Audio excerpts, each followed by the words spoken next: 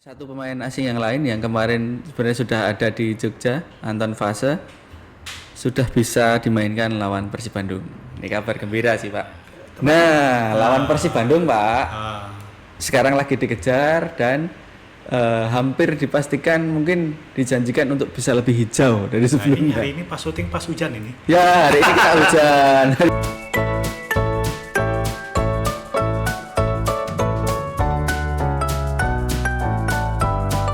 Mas Hermin, Ya, Pak.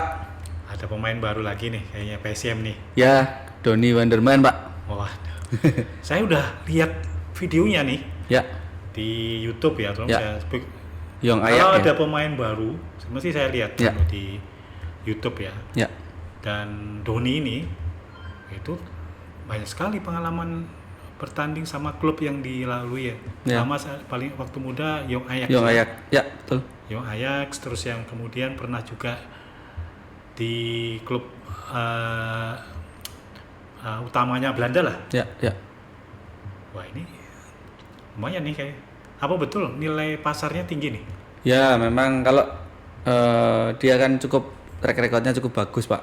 Oh. Dan masih muda. Ini kan membuat 23 tahun ya, kan ya? jadi memang harga pasarnya mungkin masih tinggi. Ya. Tapi kita nggak tahu juga yang sebenarnya seperti Ini apa. berapa Nah, ya? tapi yang terpenting adalah dia sudah datang.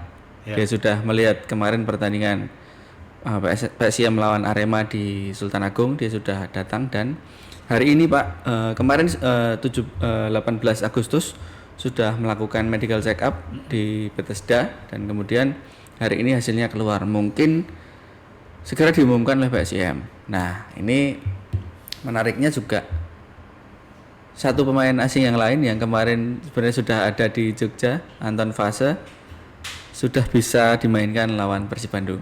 Ini kabar gembira sih, Pak, karena kedalaman skuadnya akan bertambah untuk PSIM. Visa kerjanya sudah selesai. Luar Ya. biasa ya.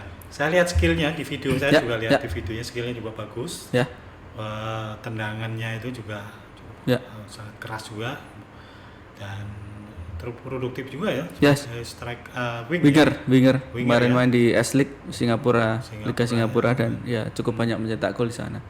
Nah, emang Dan ya bertenaga. tipikal winger Ya, Eropa, ya. Pak. Nah, badannya bagus dan kemudian memang larinya kencang dan body balance-nya bagus. Nah, ini yang mudah-mudahan di PSIM ini bisa benar-benar melengkapi skuad yang ada. Mungkin ketika kan sekarang Kovre yang sedang menjadi sorotan mungkin akan bisa menjadi substitusinya dia atau bisa jadi banyak pilihan di winger. Ya, ini Kovre ini pemain PSM yang cukup produktif sebenarnya di Liga 1 Ya, kemarin di Persiraja Aceh. Persiraja, ya. Tapi Liga ketika 2. naik di Super League, Ya. ini Belum menunjukkan terlihat, ya. ya. Belum terlihat. Nah, memang rata-rata pemain di Super League ini kan beda ya dengan anu ya. Ya, ini mungkin Menembus barisan pemain lawan juga belum teruji nih. ya sebenarnya. masih Dan belum sering sering kecantol. kesempatan terbuang itu Ya, berapa kali ya. ya. Ini menarik nanti ketika emang Anton Fase bisa masuk, Ya. kita mungkin bisa melihat perbedaan karakter antara Kovre dan Anton. Jadi mungkin akan gaya permainan PSM juga berubah, pilihan strateginya dari coach JP, coach Van Gastel ini akan lebih banyak. Saya pikir Van Gastel udah tahu gaya permainan pemain Ya, Belanda kan. ya, setuju. Jadi sudah diletakkan di mana, Ya. polanya seperti apa, mungkin lebih mudah nyetelnya kan. Ya, dan kemarin memang sempat ngobrol sama Anton Fase juga bahwa dia sudah mulai enjoy di Jogja, dia sudah menikmati Jogja, bahkan sudah menjajal gudeg. Ya, I like gudeg ya. I like good. Sedikit. Rasanya jauh beda sama pizza ya. Ya mungkin kan di Belanda juga mungkin banyak juga, Pak, masakan dari Jawa. Masakan dari Jawa Pak. Ya, lidahnya sama. Tapi memang di sini dia ngomong bahwa sedikit lebih pedas di sini ya. Tapi saya sudah menyesuaikan diri. Saya dan keluarga sudah ada di sini, kami menikmati udaranya baik, cuacanya baik di Jogja dan ya dia tidak sabar untuk menjalani debut. Nah, dan sudah terlihat bodinya itu shape, Pak, dan memang siap untuk kemudian turun. Nah, ini tinggal menanti karena sudah bisa lawan Persib, apakah itu akan menjadi laga debutnya nanti? Nah, kita tunggu bareng-bareng ini. Itu tingginya berapa ya? Mungkin 180-an Pak, Oh, ya, 180-an ya, 185 atau berapa? Nah, cukup Lumayan itu. ideal untuk Artinya untuk bertarung dengan pemain belakang asing dari klub-klub lain Ya. oke. Yes, betul. Ya. Dia berani untuk diadu ini pasti. Ya, dan speednya oke. Ya, ya. Ya, kita tunggu ini. Kalau ngomongin Doni juga, sebenarnya Doni juga bisa jadi pilihan di lini tengah. Ya. Ya, di situ sekarang kan ada Rahmat Soda dengan tipikalnya yang mungkin lebih banyak ke gelandang bertahan. Nah, ini kan ketika Doni ini kan lebih mobile dan gelandang bertahan yang ya dia cukup banyak mencetak gol kalau kita lihat videonya di Jongaya kan Pak. Karena banyak dia, kan meskipun dia pemain belakang sering berada di Ya, kotak dia penalti maju, juga. ya dia agresif. Nah, ini bisa jadi nanti untuk PSIM jadi opsi ketika memang timnya membutuhkan, ada Doni yang bisa untuk memecah kebuntuan bahkan. Ya, ya. Sebetulnya sebelum penambahan pemain itu sebenarnya pemain PSIM itu saya lihat udah luar biasa. Ya. Atraktifnya Ya, udah ya. luar biasa ya. Terlihat di Pertandingan kemarin ya. itu di Sultan Agung di Ya. SSA itu. Ya. Itu tinggi penguasaan bola. Possession-nya ya. Terus daya dobraknya, kemudian gol tembakannya udah banyak sekali. Ya. Ya mungkin kalau saya lihat faktor keberuntungan Kurang beruntung ya kemarin Pak. sama Ya. kipernya yang bagus. Ya, di Satrio ya Di kipernya Satrio Arema bermain yang baik mantan kemarin. Kiper timnas ya. Ya, man of the match kemarin Pak di laga itu. Nah, Atas ya. ya memang kemarin juga sempat ngobrol sama manajer timnya PSIM Rashid Taruna, itu juga dia ngomong bahwa di dua laga ini manajemen puas dengan performa pelatih dan semua pemain. Karena dengan secara poin ya Pak, mendapatkan 4 poin ini mungkin di luar dugaan karena 3 tim yang akan dihadapi ini kalau tambah Persib Bandung ini semuanya tim kuat dan PSIM sudah mendapatkan 4 poin. Ya. Ini cukup luar biasa untuk tim yang debutan di Super League. Nah, ini kemarin dia ngomong bahwa ya kami cukup puas dengan kinerja semua tim dan semoga bisa dipertahankan ketika menjamu Persib Bandung. Sebetulnya tim debutan Liga 2 di kompetisi ini sebetulnya mengejutkan. Ya. Ada 2 yang mengejutkan, PSIM Dan Persib mengalahkan Persebaya di kandang sana ya. Terus Betul. sama Persijap yang semalam ya mengalahkan mengalahkan Persib Bandung ya. Persib Bandung. Ya, betul. Juara bertahan. Ya. Kalau Bayangkara nih masih diuji nih. Ya, Juara masih. 2 ya. Ya, betul. Tapi Ya, sebetulnya mengejutkan karena kan Persijap sama PSIM kan sudah lama di Liga 2 ya, betul. Tiba-tiba Betul. skuad yang dibawa luar biasa. Ya. Dan saya juga heran nih, skuad kita ke PSIM ini juga tinggi juga nilai anunya. Oh ya, nilainya ya Pak ya. Hanya memang ya kita tidak tahu Pak, transfer market ini benar Kalau di datanya transfer real atau market tidak. itu posisinya saya lihat di IG-nya Nusa Plus itu kan Ya. peringkat 5 atau 6. Wah, ini nggak main-main ini manajemen. Ya Tinggal Pak, kekompakan aja. setuju. Kalau emang sudah sampai di sini ya nggak ada lagi ya Pak main-main Pak. Iya, Karena emang harus sudah ada di ya. harus menghilangkan kendala non teknis Betul. fasilitas yang oke tapi Ya, tapi ini Pak kembali ke Persijap yang mengalahkan Persib Bandung kemarin ini justru jadi alarm hati-hatian bagi PSIM. iya. Karena Bojan Hodak pelatihnya Persib pasti sudah kemudian pasang kuda-kuda ini karena nggak mau kan Pak di 2 away melawan tim debutan Iya. akan dapat nilai 0. Nah, ini alarm juga untuk PSIM karena nanti pasti akan habis-habisan juga ini Persib di Sultan Agung nih. Wah, ini tinggal Van Gastel nih Ya, memperpanjang penderitaan Bojan Hodak nggak? harus jeli Harus jeli ya? melihat. Karena kalau kemarin pasti kan JP juga udah analisis ya Pak karena kemarin lihat pertandingan Persijap lawan Persib ternyata ada celah juga di Persib ketika terkena counter secepat itu dan jadi gol. Itu kelemahan di pertahanan, saya lihat pertahanannya Persib itu di sisi kiri Ya, kosong. Tuh, bisa ya? kosong. Makanya itu mungkin akan coba dieksplor ini sama Coach JP seperti apa. Tapi itu tadi pasti Bojan Hodak juga sudah melakukan antisipasi untuk itu. Karena Persib adalah Persib Pak, juara back to back, pasti punya Persib kualitas kan yang kalau kompetisi kemarin namanya. Tapi ini sekarang hampir semuanya pemain asingnya terutama ganti. Ya, tapi tetap grade-nya A. Semuanya tidak bisa dibohongi Pak, tidak bisa dibohongi, dan tetap ada Bojan Hodak di situ. Ya, kita tetap ada. Masih belum move on. Ya, mudah-mudahan kita sama-sama berdoa ya. PSM biar poin ya. Ya, kenapa? Karena PSM ini terus berkembang dan butuh pembuktian. Ya. Kenapa? Karena PSM ini sebetulnya sangat kuat kemauannya untuk bertahan di Super League ya, tapi ya, setuju. Pembuktian dan langkah-langkahnya tuh sebetulnya sudah progres sesuai jalannya ya. Ya, saat ini ya. Pemain sudah oke. Ya. Dan saya lihat di daftar itu masuk peringkat 5-6 nilai transfer ya, nilai setuju. pemainnya ya. Ya. Terus pelatihnya juga dicari pelatih yang sudah berpengalaman, yang berkualitas ya. Oke. Tinggal masalah ini stadion kan, yang sampai sekarang ini meskipun dikasih tempat tapi jadi bulian netizen dari seluruh Indonesia. Iya, berasa vibes Liga tahun 90-an katanya. Tapi itu kita harus tetap mengucapkan terima kasih nih kepada Bupati Bantul. Ya, Pemkab Bantul menyelamatkan PSM tetap berkandang di daerah istimewa Yogyakarta. Betul. Itu saya bisa bayangkan ya Mas Erwin. Ya. Kalau permainan kemarin di lawan Arema itu mendominasi 67%, terus dengan tendangan cukup banyak itu. Ya.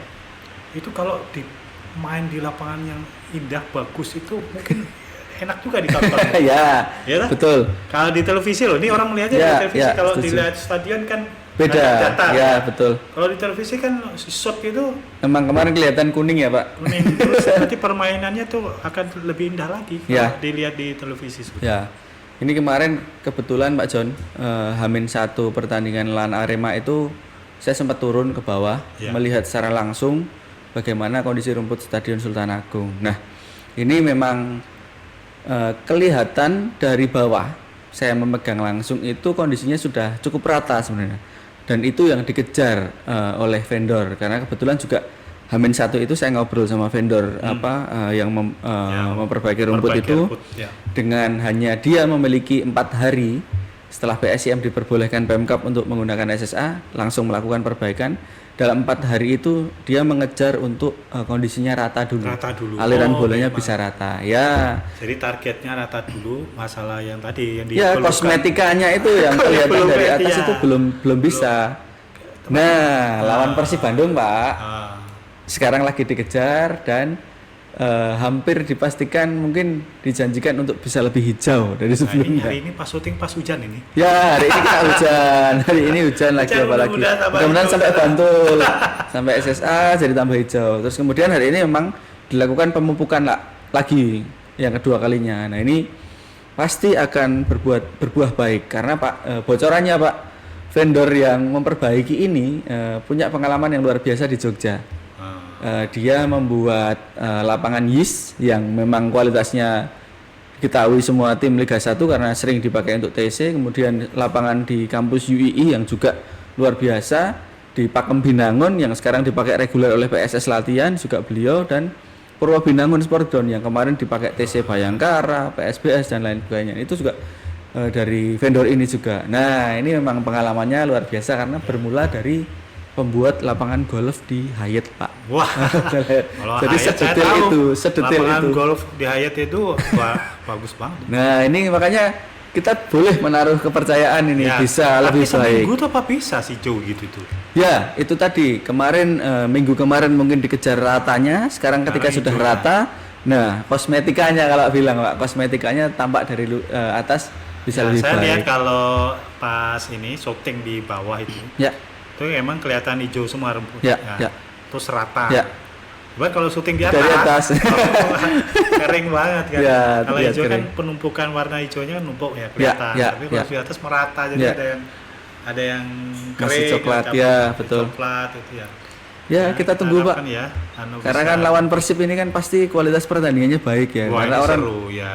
pengen melihat dari atas itu jadi kelihatan hijau dan bergaris-garis itu kan keren. Terus sebetulnya stadionnya itu tempat tribunnya itu dicat bagus gitu, mungkin lebih keren lagi gitu. Ya Pak, hanya emang kemarin PSIM sudah prioritasnya dapat informasi 1 lapangan, 2 untuk memperbaiki retak-retak yang ada di sana, karena kan memang bangunan SSA ini sudah cukup lama ya Pak, dari 2000-an awal ya, 2006 kalau tidak salah, setelah 2006. Nah, ini mungkin memang waktunya butuh permajaan, hanya kemarin untuk bisa digunakan akhirnya dilakukan banyak setelah asesmen itu ada penambalan dan sebagainya untuk memperbaiki yang retak-retak. Ini juga kenapa kok kapasitasnya masih 10.000. Kapasitasnya berapa? 20 ya? 22.000 sepertinya. Jadi memang masih separuhnya Pak. Wah, cari tiketnya susah.